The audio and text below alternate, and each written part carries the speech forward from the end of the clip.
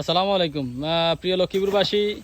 লক্ষ্মীপুর সদর থানার ১ নং উত্তর আমসাদি ইউনিয়নের বাংলা বাজার সংলগ্ন এই চিকন খালে খাল কাটার জন্য পানি সম্পদ মন্ত্রী যেদিন খালটা উদ্বোধন করলো সেই দিন এই বানটা দেওয়া হয়েছে।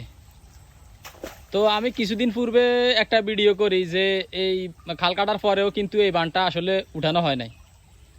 তো ভিডিওটা আসলে পানি উন্নয়ন বোর্ডের চোখে পড়ে। তো পানি উন্নয়ন বোর্ড থেকে আমাকে ফোন দেওয়া হয় যে এই বানটি কোথায়। তো আমি তাদেরকে লোকেশন দেই, লোকেশন দেওয়ার পরে ওনারা আমাকে আশ্বাস দিয়েছে যে তারা লোক পাঠায় কিন্তু এই বানটা কেটে দিবে। তো আসলে আমরা আগে এইটুকু বাঁধ কাটছি, কাটার পরে তো ওনারা আসলে কে এই বানটা পরবর্তীতে ওনারা ফোন দেওয়ার পরে হয়তো বা ওনারা লোক পাঠাইছে এই সামান্য ওই পাড়ে সামান্য একটু কাটছে বা উপর থেকে কিছু মাটি ফেলাইছে, আসলে সম্পূর্ণ বানটা কাটা হয় নাই। তো সম্পূর্ণ বাঁধের এই অবস্থায় এই দেখেন এখনও বানটা সম্পূর্ণ অক্ষত আছে। তো আমরা আসছি ইনশাল্লাহ আজকে আমি আর জাকির ভাই আমরা যতটুকু পারি ততটুকু আমরা এই বানটা অবসান করার চেষ্টা করব। জাকির ভাই এই আমনান কই আছেন?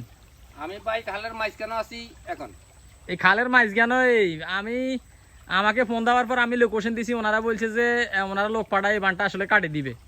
তো এখান থেকে অল্প কিছু মাটি ফেলাইছে এবং কে বা কারা ফেলাইছে, ওনারা ফেলাইছে না কে ফেলাইছে আসলে আমি সঠিক জানি না।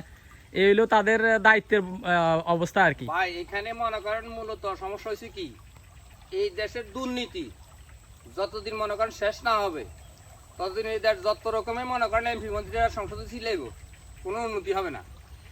তো আগে আমরা দুর্নীতি শেষ করতে হবে। এই যে বড় দুর্নীতি এটা, এখন তো সামনে বর্ষাকাল, হ্যাঁ এখন মনে করেন এখানে জলাবদ্ধতা হিসেবে এটা অলরেডি শুরু হয়ে গেছে, হ্যাঁ কিন্তু এই বানটা উঠানোর জন্য কারো কোনো পদক্ষেপ নাই।